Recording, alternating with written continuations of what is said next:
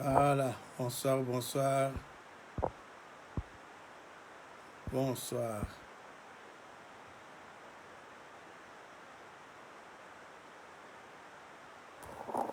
Bonsoir, bonsoir. Bandeko na ngai, ba congolaise na ba congolais. Ça fait un moment, c'est vrai que na salaka sous ba direct était.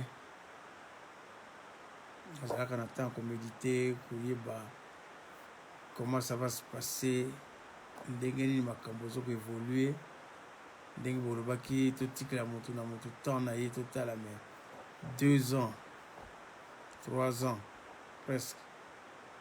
Il n'y a rien. Salaire mirobolant. Pour qu'il y ait 3 buts. D'abord, on a félicité le président élu démocratiquement par le peuple congolais, M. Martin Fayulu Madidi. Parce que c'est un homme que le Congolais retiendra. Même Bisso, nous allons susciter. Aza Mandela na Bisso. Fayulu azali loko kosakarate. Azali moto, aza mobali. Bandeko na ngai mobali azalaka bongo. Mobali faza na molimo, mobali faza na esprit. Ata dureté ya likambo ya li. Mobali fa résister, ndenge ba De Gaulle ba résistaka. Ndenge ba Jean Moulin lelo batikala ba balabala na France. Bazwa banani, ba kombo ba balabala ba pesa. Ndenge banani ba référent pasteur ya ba américain auto yebi biso I have a dream. Atika molimo atika esprit. Donc ndenge ba Fayulu bazali congolais to résister. O makambo style mboza ko sala biso pour ne pas les citer ezali soni ezo lekela biso. To subisa ba humiliation, mais humiliation ya Congo tina niveau o ya Chilombo ko memi biso. D'abord à Kimi Chilombo, à Kimi d'abord ba signature, ba manifestation ça na Congo Chilombo Mouissi Yazaza. Je me permets encore terme à Mouissi. Kimaka, ba Ibiza, ba Venise, ba makambo nkuku na CC. Mubaki alobi yango biso tozakaka non mubaki bila mutu tu alinga ko bimisa vérité na Congo faut pas étouffer parce que Etienne Tshisekedi était l'opposant des jours, la nuit, l'ami de Papa Mobutu. Kaka baje ya Kilonde, Kilombar, donc Makambu, tout kili. Même de son vivant. Je prenais parole et je dis, je le prends en témoin s'il est un vrai démocrate, tout ça la débat. Mais un peu à son âme à Kenda, donc à Tikabiso Karana, le Yenge Kaka. Donc, de maintenant des pères en fils, bah, ils n'optisaient pas tout. Des bamoussa benga ka envoûtement collectif. Bah, envoûté ba tout, bah, envoûté ba congolais. Limité comment benza donc terrain mo connaît du satanique. Union sacrée, union satanique. Et yoko bima chilo. Aigle, président élu. Pardon. Président élu. Martin Fayulu. Abengi bandeko na ye Jean-Pierre. Abi Moïse. Tozala na bomoko. Bo pesinga le peuple a pesinga pouvoir. To kanga mitema. To se battre. Il n'y a que le peuple qui est vainqueur. C'est pas nous les politiques. Nous ne sommes que des mandataires. Nous ne sommes que des mandataires. Peuple a un pouvoir, tout ce sa démocratie penza que peuple soit poni biso na 5 ans sur de seul le côté na 5 ans pesi batu mususu batu bazaba mi yibiko kosa baba congolais to kotina désordre au sakarate. Moi de mon vivant je vais pas me taire. Ce yo congolais ko kanga misu na yo, ce yo congolais ko banga pona bo moina yo martel terre banga kité. Dani Fayulu aza ko banga te, Nelson Mandela banga kite victoire yaki pe koya na kombo na Yahweh koya kaka. Le peuple que vous êtes, peuple yozali, oyongana zali, tous vainqueurs. Quel que soit nature à mutu, azaneti biso na minute azo ko regretter Tshilombo. Asali buzoba na tongo na midi aza ko mela whisky na pokwa ake ko lala net tranquille 2 millions de dollars. Ba camarade ne baza ko yengaka na poto awo. Baza ko yoka soni mais moi ba lobezate. Kaka lokumu toza na pouvoir oyoka pe soni congolais. Ba millions ya bato bazo ko kufa, ba vie ya mutu mundele mbwa ya pamba, niawo ya pamba kufi. Niawo pamba za violenté, niawo pamba za menacé, aza traité, aza na mauvais traitement. Mais tala ndenge mundele akopesa ye valeur, tala ndenge mundele ako condamné. Toyoka ka soni. Comment yo mutu mundu yo le bapeka rapoka na nani? Oh, oza contre ya Tshilombo to kozwa nini? Kozala contre Tshilombo penza yebisa biso nini Tshilombo aliaka koleka mwana poto. Masanga nini ya melaka koleka mwana poto. Biso tozo ko bunda po bandeko na biso azo ko niokama. Po dignité zangi bango. Awa na poto noko azali na yote mundela zadana azo ko pesa yo valeur na yo. Mais comment Tshilombo ye moko e Congo basala biso ndenge nini? Tokoloba na munoko nini? Tokobela na nini pour partager na bo partager. Merci maman petite sœur Nelly Okemba, merci mon ami Jean-Pierre Mokalar, Dieudonné Kiama, petite sœur Karine Juster, Yves Chimba Sadiki, maître Abisso moko maître Mwana Lausanne. Merci. Maître Motomba, maître Motomba de Lausanne, maître Dox. Donc vous partagez bandeko na ngai. Tshilombo zikomi makambo ya soni comme kamwa cop moko boye.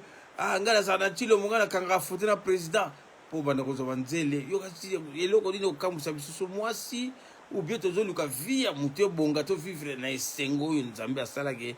L'homme doit vivre masumu na biso Yesu azwa. Mais Tshilombo ya ko bakisela biso do masudoni bokumba tozo ba place ko tia mutu te.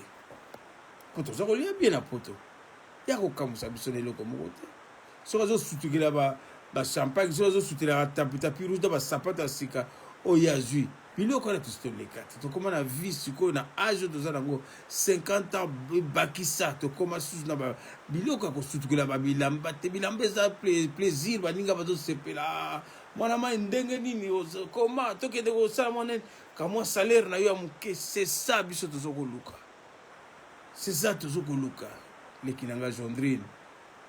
Biso zo sutu ya ko sutukela susu sapatu te ya ko sutela su lineti te ya ko sutela susu ni kazaka te biloko les biloko plaisir pona ko pesa dignité ya nzoto na yo ko lesa ngo kitoko. Mais Tshilombo zo sala biso soni moko ya ko sakana te. Félix Tshilombo soni ya Congo na tata na mwana na famille mobimba et comme soni ya ko sakana te. So bo kanga monoko na bino ngara ko kanga monoko te. Ça n'a rien à voir, aucun respect politique, rien. Dignité à Moutou, un être humain doit être respecté. Je le respecte comme moi, tu Moutou tout. Mais au benga président, au benga inan, talandenga sali ba Katumbi, talandenga sali ba Jean-Pierre, bato ba lingaka kolandalar partout la politique c'est par conviction. Un amateur, la politique n'est pas faite pour les amateurs.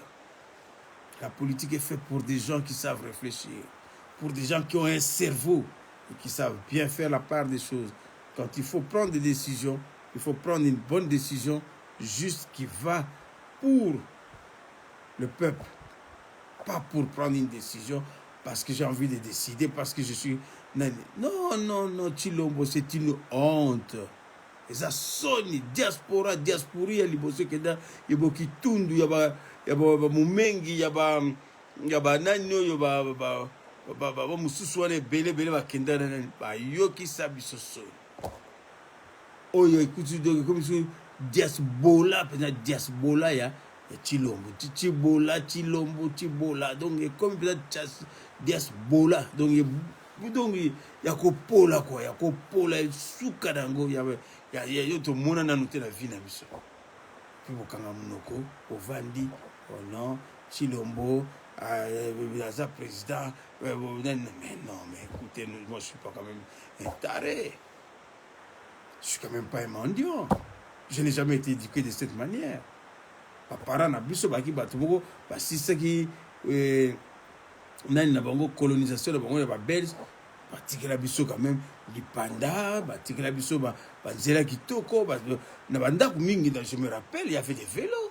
Si papa ko so ba voiture te asa na vélo so ka ko so ba vélo te asa ta ndako atongi. Mais lelo yo on est incapable nakin muto akisa incapable d'abord il y a autosuffisance de Mougazate. Et puis vous êtes toujours en train de dire aux gens botika président botika. Mais quel président vous voulez parler? Vous me parlez de quel président? De quel président vous parlez? Président Nabil Obenga de Chilombo, Chibola. Mais ça va à la tête ou comment? Comment vous êtes faible? Comment vous êtes faible comme ça et naïf? Et vous vivez en Europe et vous voyez la vraie démocratie. L'IPA et Mathis centimes, les gens se disent mais ça va à la tête. Ce président, pour qui veut-il se faire passer? Il pense que nous sommes des idiots. Centimes et l'IPA. Les gens qui n'ont pas de salaire, qui n'ont jamais d'emploi, qui ne savent même pas quoi est fait de leur lendemain. Vous allez acclamer un gars comme ça. Vous allez soutenir un gars. Ne venez pas me parler de n'importe quoi. Franchement, ne me parlez pas de cette manière. Moi, je n'andimi nanga ceux qui na bakanga batu, ceux qui tchaka. Tatane Tshisekedi dans une prison. Je pensais qu'il était bon pour faire changer les choses, mais c'était juste pour amener encore de la merde. Et la merde est là. Au bout d'aujourd'hui, en tout cas, si il faut demander honnêtement pardon, moi je demande pardon. Peut-être on s'exile, mais on s'est exilé, pas pour les citer, pour dénoncer sa dictature. Et on a fait confiance dans Étienne Tshisekedi, papa Étienne Tshisekedi, croyant que lui, du moins, prenait les choses au sérieux, mais c'était de la comédie, c'était du foutage de gueule, donc c'est pas possible. Si vous allez vous taire, si vous allez prendre cela pour un acquis, moi je le prendrai toujours comme vraiment c'est une arme de destruction massive. Il y a peuple congolais, la communauté Nyama. Donc il est chosifié, il est diminué mentalement, intellectuellement. Tout ce qu'il y a de misérable.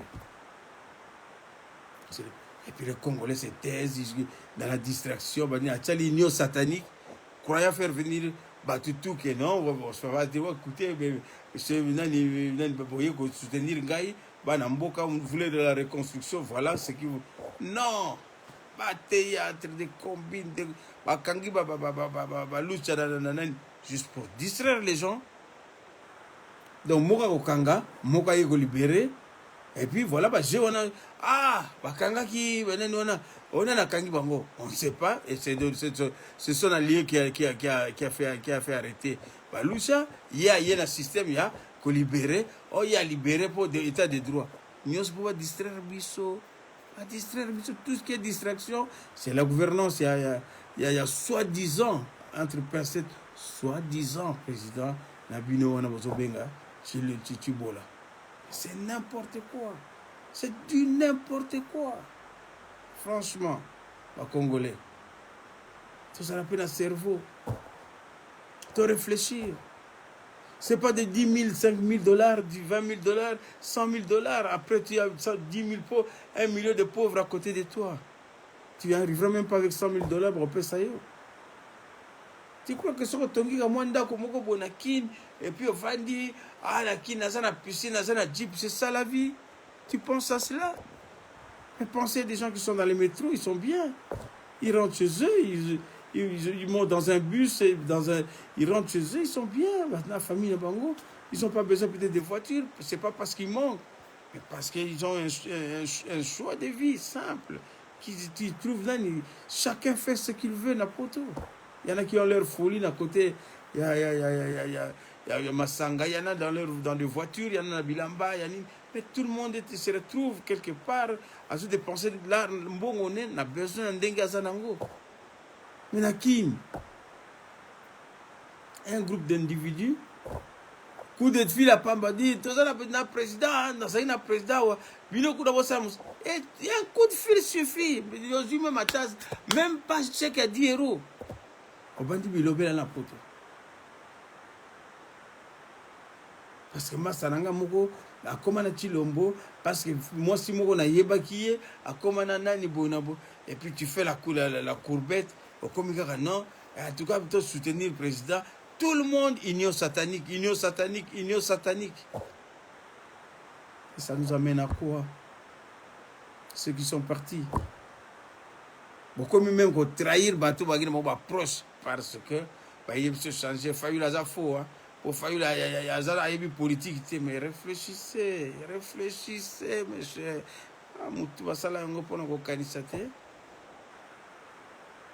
Quand c'était so tamula na jeep, au bezo tamula na ndani bio juka moi ndako moko tongi pour mona ka ba mususu wana non na niveau na kini ndi boningi ka niveau. Niveau te. Et comme niveau. Azana niveau na ngate. Ndaza danser ko lekaye. Moi, j'ai discuté cet après-midi, j'étais à Genève, dans l'hôtel Mobutu. Quand on a eu beau rivage, Mobutu a Zako, on a pas toi, on a qui. Je suis à Mobutu, à Genève, à Suisse, qu'on s'est fait soigner. Croyant que Bambonga Mobutu, il a fait aussi des bêtises. Je ne dis pas qu'il était innocent, mais il a quand même fait un bon travail. De l'autre côté aussi, il en a abusé. C'est pour ça que je dénonce ça qui. Mobutu a eu à Genève, Mobutu a. Croyant que Mobutu a eu na vision na yeba ki teke moi na moka uta pe masina moi na moka uta matete ngaba monga fula ki selemba ou ki senzo ako koma pe na hotel wana na mbonga salaire ya poto kaka ko soma pe biloko Mobutu aza kolia oya ko yiba bambongo wana aya pe ba koma pe na nena poto dit servez-moi vous avez quoi comme carte aujourd'hui, je peux voir la carte d'abord. Oui, monsieur. D'abord, on peut sauver la carte. Oui, je me reste ça. Mais oui, vous savez, vous voyez, tu facture 300, 400 balles. Même dans on a salaire, on a poche. Je peux payer avec la carte ou bien en cash. Non, c'est la même chose égale. Si par la carte ou bien par la. Oh, carte, non, passez, tchac, tchac. Et qu'est-ce qu'on a fait? Au revoir, monsieur. Au revoir, merci beaucoup. Ok, mais place Mobutu roya na roya kolia on a bambongo yo ole il fallait pesa ba peuple to vanda na mboka pe asala botel on a Congo to kotsa bambongo na Congo. Imaginez aujourd'hui ce que je vous dis, je peux dire des bêtises, je suis un humain. Mais je pense que j'ai bien réfléchi de dire ce que je pense aujourd'hui, fondamentalement au fond de moi. Je sais que lobby les enfants de Chilombo vont souffrir s'ils continuent de mener cette vie-là. Je sais, 10 ans, 20 ans, 30 ans, 40 ans, l'histoire nous rattrape toujours. Pour dire Klaus Barbie, c'était les Sudans à Gestapo, à Soukawa. À la France, à Soukana, à France, à Kenda, même États-Unis, à pays, à Kimakana, à pays, mais, merci ma petite sœur, madame. Bonsoir, bonne année. À qui maka na pays il y a Amérique latine. La France l'a rattrapé. À Yakiko Samba, la France, à Kota Boloko. L'histoire nous rattrape toujours. Moi, aujourd'hui, je sais très bien que je suis comme Martin Luther King, comme Mandela. Je suis un privilégié, puisque nous avons vécu dans des conditions bien, je ne manque de rien. Si on a bien dit à Soso Mobimba Moko, à Koliango, si on a même Masanga, à Koleka, au Chilombo, à Somba, il y a des bateaux, na komela 10 bouteilles, à Romela, Moko, on capable, champagne, on a Romela. Mais je sais que je défends le peuple. Le peuple doit manger, le peuple doit vivre, ils ont droit à la vie. Et c'est ce que je défends, c'est des valeurs. Ce n'est pas n'importe quoi. Ce n'est pas n'importe quoi. Vous ne venez pas me dire des bêtises que Chilombo a des présidents. Moi, je n'ai pas besoin de lui. Comme ici en Suisse, je respecte l'autorité établie. Je sais que l'institution suisse fonctionnera bien. Que je vois le président, que je ne le vois pas, je sais que changer vie, mais le président, je sais qu'il a un mandat pour installer la bisso. Et puis, il y a un salaire qui toque. Très bien, je suis content. Je suis content en Suisse.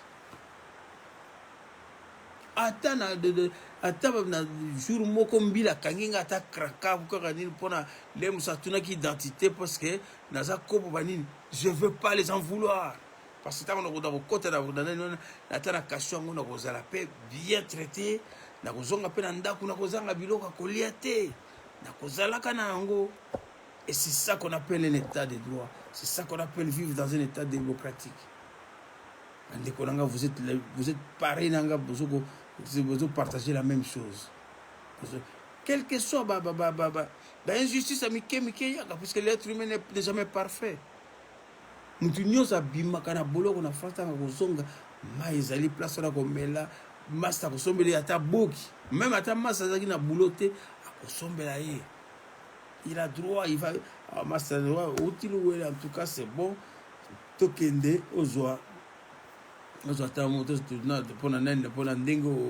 passé un moment difficile, il y a quand on a moi whisky, bani akomela kosepela.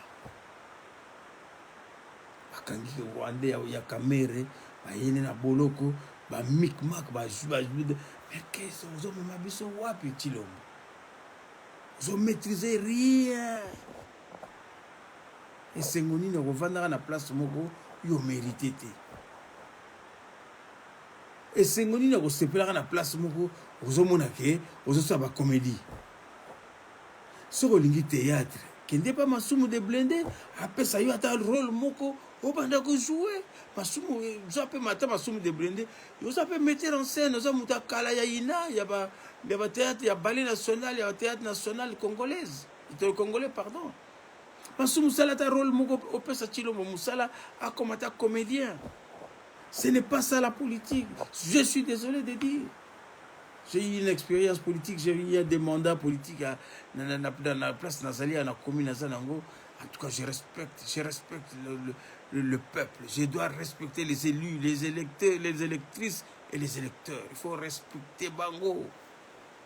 Tu n'as pas été élu, Lekilanga Félix.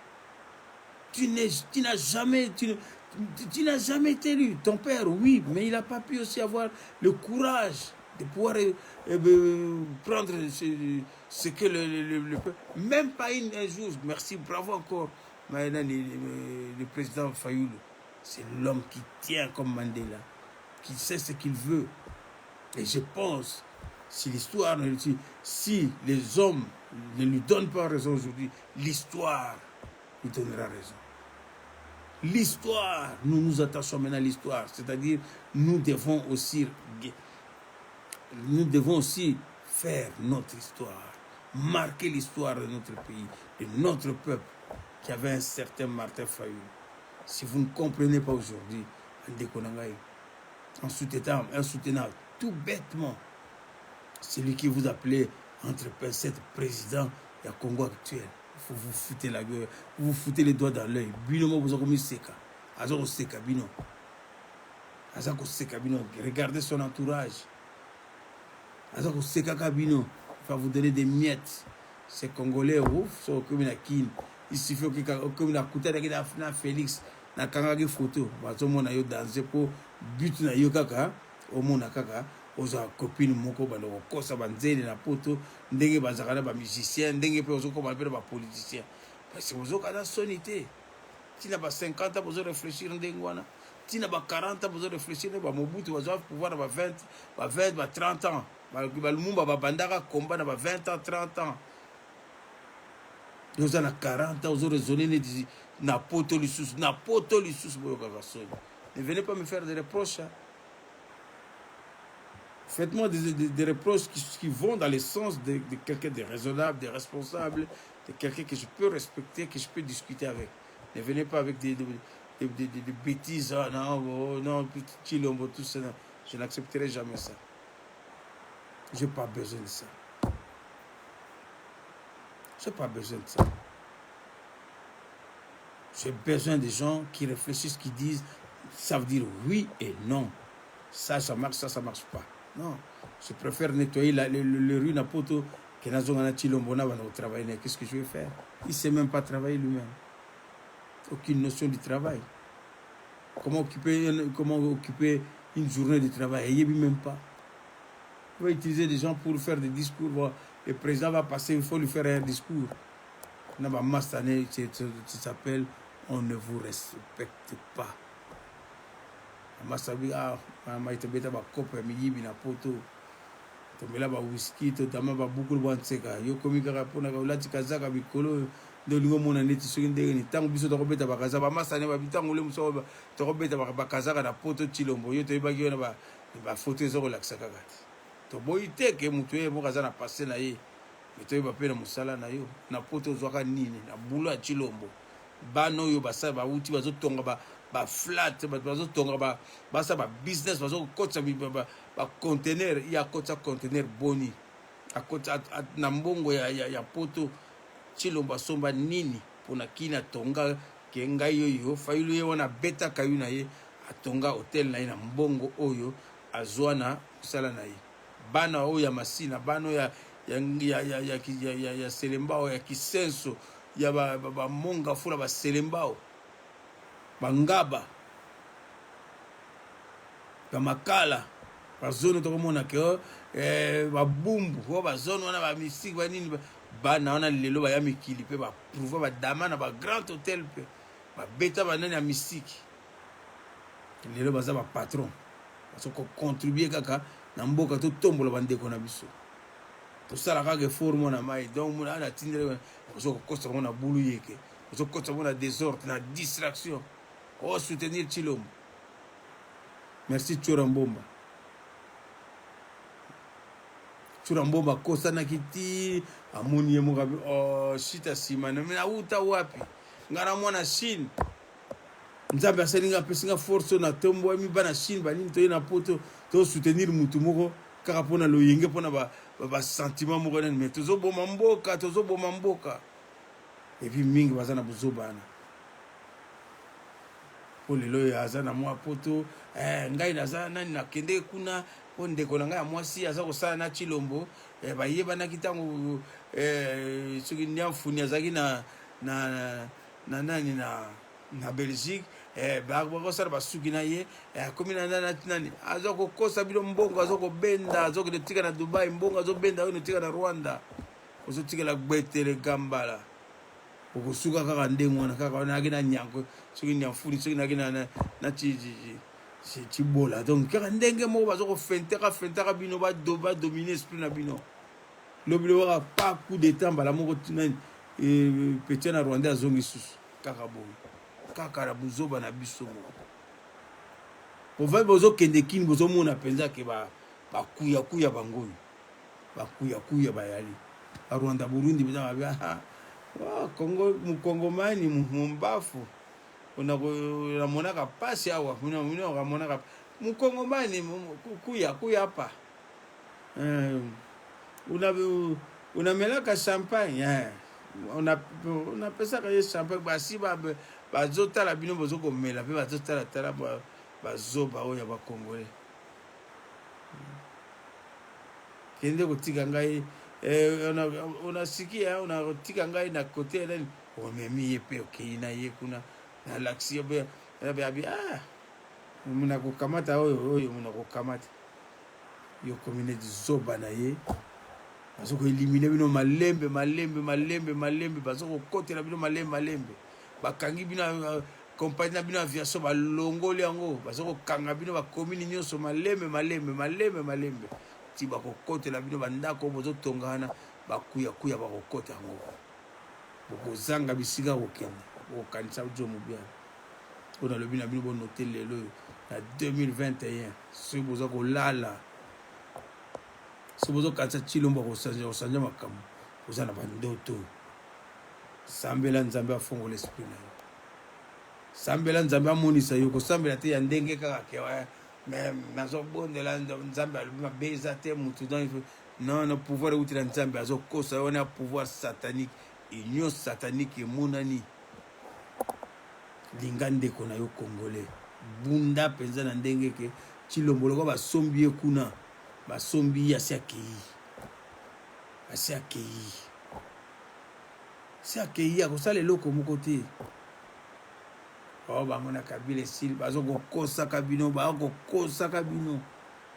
bazokokosa bino neti bana mike botimba te bosalaka cerveau na bino te sans esprit ozokomikosa bino moko ofongola misu na yawa mpona fongola bino misu nafongola bino matoi kulala lelo lamuka lobi loba aparti ya lelo nazwi décision Tshilombo su te non namikili apelaka nga mpe rien nakendeke kayo nazodébrouye nga moko ocomprendre amo soki bozokanisa kaka mutu to akoma président de la république Fatibe oh la kombo yango mpe aya mawa tala antuka na basi mpe so basi olanda so mobali na beteloko tala kaka oyo tozokokufaka nzala awa ata kuto nani eza te kaka faci bete abengaki ngai tozokende kutana na réunion tozokende soutenir président baskite ya bataba baskite ya bangulu wana baskiti te wana ozokomikosa yo moko mingi bakomi kaka ngai na isufi opesa kaka kombo moko ya lokuta masa abengi nga kutu fati atuni ngai atindaki nani ifo toluka mpenza tosangisa bato bokeba réunion moko ya tina te ya koboma mboka yo moko rwanda kuna tokosekaka bino apesa Félix abizwaka ata 12 millions yo sakana nango tindela bango na pote lokola bana nzala bakoti ba milliards de milliards eleki na nzela ya este wana pouf ekoti Rwanda bateki bani baza à l'aise basali baentreprise mundela koyabi voilà ce que nous avons construit là-bas voilà notre projet c'est ça voilà c'est Tshilombo kaka ouais boya tosolola boya tosala boye boya il doit partir il doit azosakana na bino vous imaginez pas on fait pas la politique comme ça je suis désolé de vous réveiller politique eza yango wana te eza politique te wana bacomédie bazosala bino ya bacomédie bazosala bino basakana esprit na bino bazorabote bino neti mabaya obi rabotage ya mabaya wana après batie vernis briller nabika libaya moko lomoso ekufa nango eza nango akobeba fo bandeko nanga bofongola esprit bofongola miso so bofongami lelo te bokendaka bakini ti bonozonga kendeke kini vanda pete yo amasa Tshilombo obingai na Tshilombo yoso na Macron et puis on a un comportement bien au comme soko beta non bon ça va blague te soko za bien kende kin vanda sala 3 ans kuna na tina suka mandat Tshilombo wana ndo kosi momi kosi ba soko za moi sur kosi mobile bi je suis bien hein?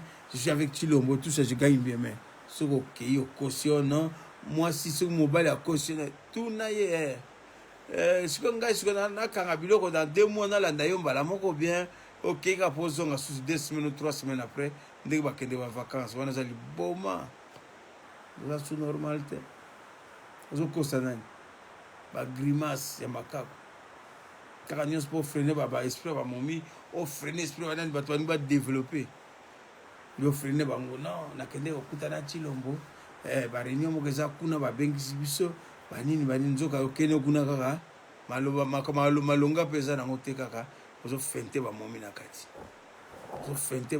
kati ba momi ebele bakoyi kaka ba sadaka ba peti ebele bazoleka na ba sadaka mikolo influence kaka influence ebukana takuti ba influence ba western to sala ya na valeur na colère bino ka ba influence ya Yuji Yamamoto peza Gauthier obeta yango bino biwa wana influence peta biwa akibina moni plaque noko pena makambo so mona influence bukana toboka Chilombo ata 20 euros yo moko bimi na lar na ozo ko kumisa na kone réunion à président zeti quel esprit, quelle bassesse.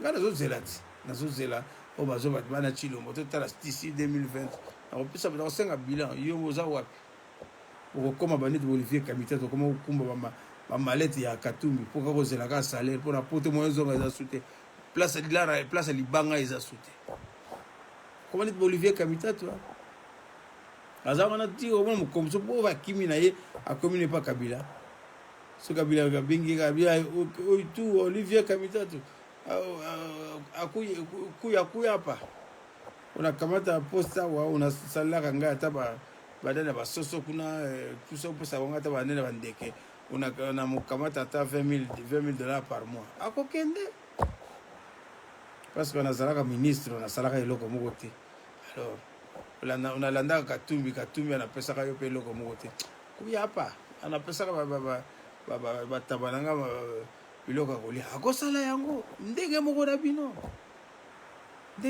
bino bozo ko raisonner te mutu moko te azo boule. Moi j'aime pas des gens comme ça quoi. Sans esprit. Vous en apportez, vous me parlez de Chilombo, non, bah, écoutez, il ne sait même pas travailler, gagne de l'argent pour ne rien foutre, je ne peux pas. Moi, non. Je suis déjà venu au Congo encore aider ma famille. En tout cas, je pense qu'il n'y a rien qui va.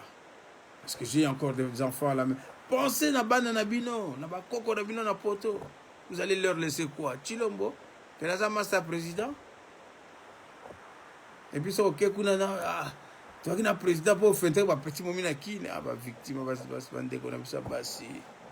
Ba victime. Parce que ya kaka pokaka. Ya uti poto basala na Chilombo. Ya uti poto ya ndekone azaka camarade ya bakoma ba mama boy. Mama en tout cas.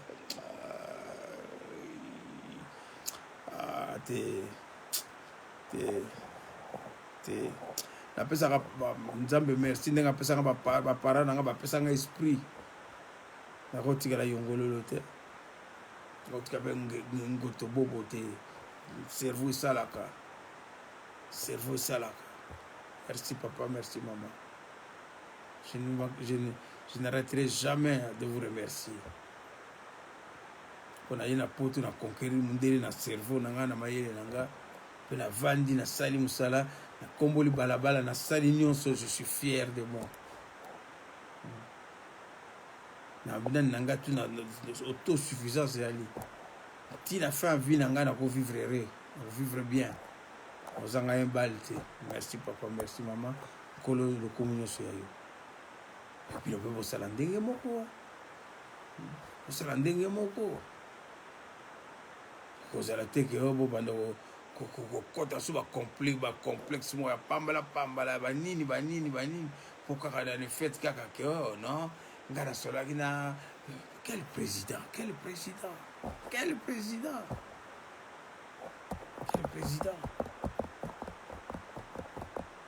bazokogalere na kini bandeko no bazokogalere na kini koma kaka motu to aya na niveau na nga te nga na grand prêtre nga na danser babenga yango ndenge wana il faut les gens vivent bien, il faut que les gens puissent bien vivre, c'est ça que tout le monde recherche équitablement.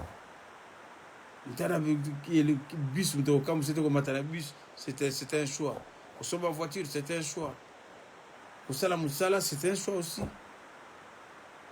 Bon, moi je suis dans une galerie, tu vois. Et puis tu seras fier, tu seras content. Non, ça suffit. Je ne veux pas m'éterniser. Moi, des fois, je suis très choqué quand Nathalie Banani, ma distraction, ma distraction, 21, donc 2 ans pour quelqu'un qui gagne des millions par mois sans rien faire. Vous ne vous révoltez pas.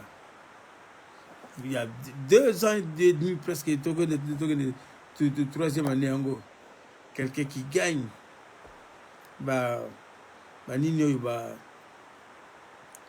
qui gagne les 2 millions et quelques, pas de création d'emploi. C'est beaucoup de choses comme ça, beaucoup de choses. Elles ont gagné. Sa femme se balade à gauche, à droite, sans rien faire. Galère sur galère, misère sur misère. Et tout ça, c'est sur nos dos, notre dos, la diaspora.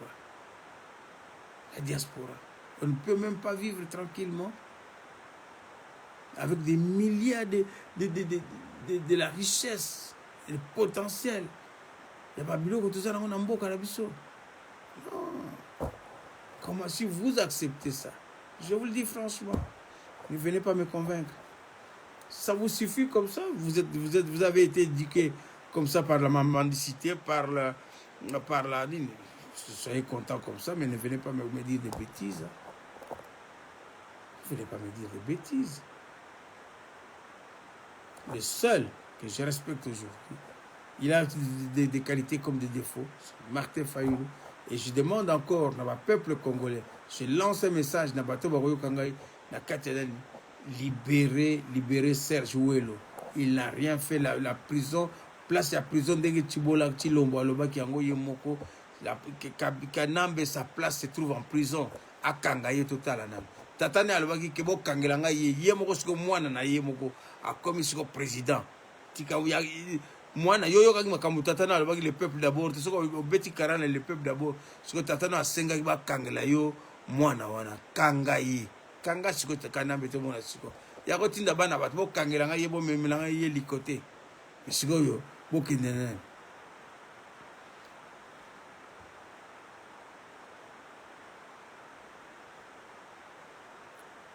Tala travailler au niveau international, la dimension, il y a Martin Fayulu, avoir de l'argent, gagner honnêtement sa vie, faire, donc gérer des grandes entreprises, ceux qui sont Kanai na Congo, ceux qui Kanai à Bouzobate, il va redresser le pays, je lui fais confiance.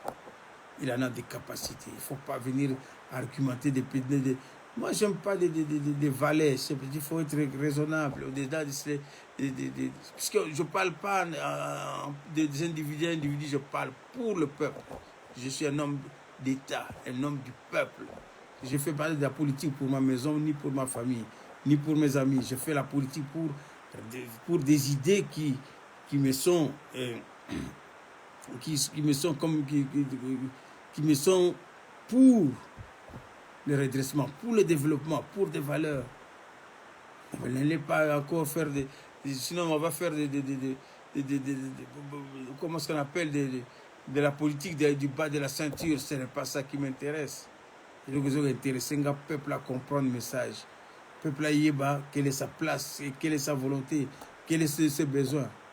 Puis on va discuter, on va quitter même pas la route. Allez, c'est besoin que nous basi n'a pas coin pour n'a besoin d'un bilan personnel. Il y en a, si vous n'avez pas eu assez, ça c'est vos problèmes. Mais nous, on parle de la vie des gens qui nous concernent. La misère s'accentue et on ne peut plus supporter. On ne peut plus supporter l'argent. L'État, s'il a des moyens, si la responsabilité est là, des investisseurs, il peut bien diriger le pays avec ses propres moyens. Il a fait déjà ce qu'il peut faire. Chilombo a construit quoi na Congo? Même pas une toilette. Hein? Même pas une toilette. Bana Massina qui n'ont même pas fait des études. Ça là, flat na Congo. Et les preuves sont là. Soba Kekotanga, Bana Banjili, Bana Bakimbanseke, Bana Kisenso, Bana Banini. Il ne faut pas venir dire des bêtises parce qu'on a envie de parler, parce qu'on a envie d'évoquer. Il faut avoir honte aussi. Il faut avoir honte. On ne veut pas détaler la vie privée des gens ici. Ça ne sert à rien. C'est des bandes des escrocs qui traînent à gauche, à droite pour se faire valoriser. Mais on n'a pas besoin de ça dans Bokarabiso. Chacun fait ce qu'il veut, mais l'État doit respecter le peuple. Et c'est ça que je persiste et signe. Moi, je persiste, je ne veux pas m'amuser parce que comme des gens qui viennent ici. Moi, j'aimerais bien débattre avec Chilombo en face comme ça, qui me disent, oui, monsieur Moubiala, qu'est-ce que vous avez? Je vous dis, mais voilà, voilà mon parcours, voilà ce que je fais de fausses, voilà ce que je fais de bien, voilà ce que j'attends que le peuple puisse avoir pour être aussi à la hauteur de se dire, nous vivons dignement. Et si c'est juste pour des petits... Non, non, non, non, non. Honnêtement, ça c'est des discours, papa, tu sais, à l'accès au Parlement debout, des bêtises. Ça c'est des bêtises. Il ne faut pas un homme politique comme moi venir m'amener des débats limité à la toile. Mais ça c'est n'importe quoi. C'est du n'importe quoi. Je suis désolé de dire ça, poubelle, et puis voilà. Je vous respecte en tant qu'être humain, mais il faut la même, des fois, je ne vous demande pas de la fermer. De vous-même, vous pouvez peut-être imaginer que oui, on me dit, plus ou moins, je n'ai pas d'argument, il faut que je me taise. Il faut dire les choses telles qu'elles sont. Si vous allez gérer, vous allez dire, vous allez supporter, soutenir. Oh, mais non, je ne vais pas prononcer les mots, mais vous savez ce que je peux dire. Je peux imaginer. Je peux imaginer ce que je peux dire. On ne soutient pas la bêtise. Ce n'est pas la bêtise. Je sous-entends, la bêtise, c'est un peu comme des idées bêtes. Voilà. Ne soutient pas ça. Un homme d'État doit regarder, doit observer.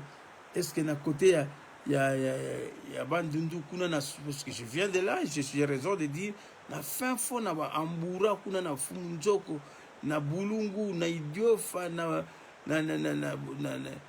Katakokombe, na Bunia, na Mayombe, na côté ya Kasongolunda, na côté ya Bokato là, côté ya Gemenakuna. Est-ce que les gens vivent bien? Au plus côté ya Likasi kuna nini mboka wana Kisangani. Est-ce que les gens vivent bien? Si les gens ne vivent pas bien, s'il ne faut pas venir s'aventurer, oh, Chilombo, si c'est là, ne vivez pas avec un esprit sectaire.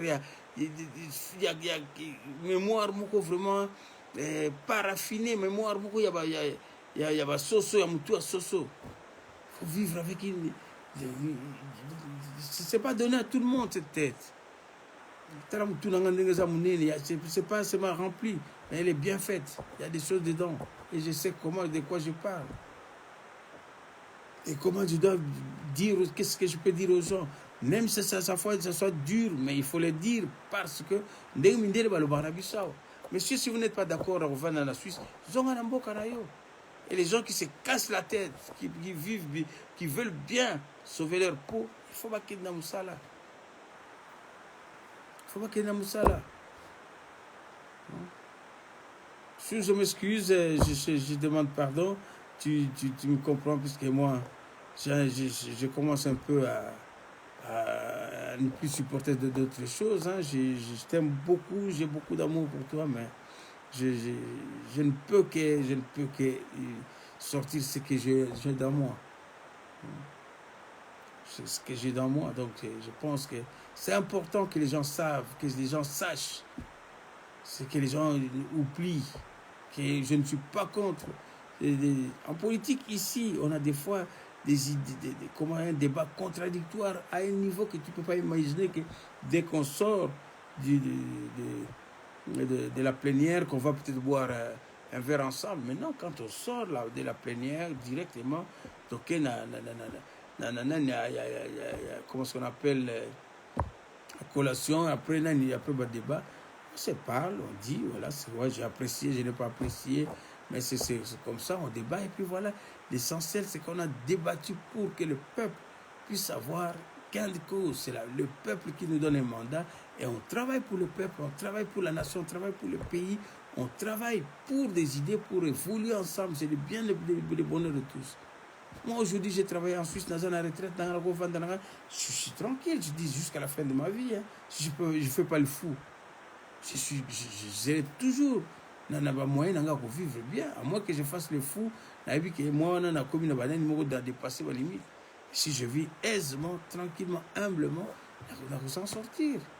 Mais dites-moi des gens qui ont servi la République. À moins qu'on soit des voleurs. Comme dans tous les cas. Il n'y a que des voleurs, il n'y a que des voleurs, il n'y a que des voleurs. À la fin, ils ont fait des mandats, à la fin, rien. Même pas préparer la caisse de retraite. Mais il faut se faire violence, il faut se faire violence. C'est ça faire de la politique. Celui qui a Pembe Gobima une seconde. Les gars, mais il est bien, il a son coiffeur, tous les jours à 4 années, il est tranquille. Là, il va veste, et puis voilà, il commence à soutenir. Les un fan club, ce n'est pas un fan club. La République, ça s'appelle la République, et la République, ça se respecte. La République, c'est le peuple, d'abord, le vrai, qui est le souverain primaire, qui doit être au centre des intérêts. C'est pas aller tripotage au président de la République, soi-disant président de la République, à Bengisi Batou, où il y a aussi là-dedans ceux qui ont union satanique, mais ces chèques-là se retrouvent jusqu'à présent. Tu vas repasser au ministère de chèques sans emploi. Après, on va non.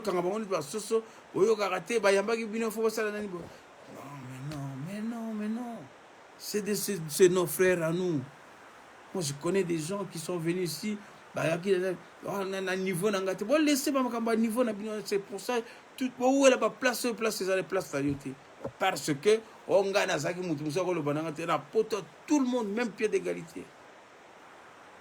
Il y a même pied d'égalité. Au côté d'un centre Bangunda, comme tout le monde. On a une éducation, madame, vous êtes sur le dossier, nous défendons bien dehors. Ce que vous avez un comportement, madame, vous savez défendre, vous vivre bien, vous savez, je n'ai rien de contre bateau, ça, il ne faut pas confondre. Il ne faut pas confondre. Il y en a qui ont fait, exceptionnellement, qui ont fait un bon parcours. Je les approuve, mais on dit toujours, on parle de la majorité, on ne parle pas des minorités. On parle toujours de la majorité. Il faut toujours prendre l'exemple, comme on le voit, ceux qui ont moni. Moto Oyo, il y a. Comment est-ce qu'on appelle Moto Oyo, il y a majorité. Continuons sa majorité. Ceux qui noirs, moko yibi.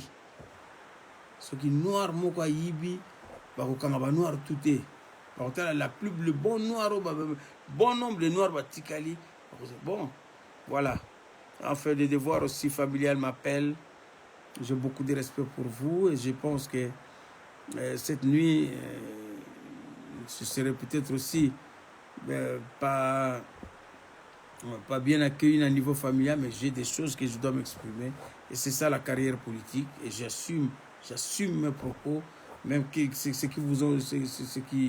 qui vous a choqué. Je pense que la moindre des choses, de prendre ce qui vous paraît essentiel pour que nous soyons tous bien, vivre bien, souvenir à Malamou, souvenir à Malamou. Voilà ce que je peux vous dire pour ce soir. Avec tout l'amour que j'ai pour vous, je vous amour. Et tout l'on a bon mon côté, mais tout l'on a amour, bolingo ya solo, bolingo. Ça c'est ce qui est important. Voilà, le cœur est là. Il y a vraiment paix dans vos familles. Et puis voilà, je vous amour. On reste en contact. Ne prenez pas ça comme de la haine, comme de la rancune. Non, c'est de la politique. On ne se fait pas de cadeaux. S'il y a l'intérêt du peuple qui n'est pas respecté, nous devons tous parler franchement et sincèrement et se respecter. Voilà, il faut tous se respecter. Personne ne viendra peut-être nous dire n'importe quoi. Voilà, je vous amour avec tout l'amour que j'ai pour vous. Belle soirée et puis à bientôt. Merci. C'était Yadjo pour vous. Merci. Bisous.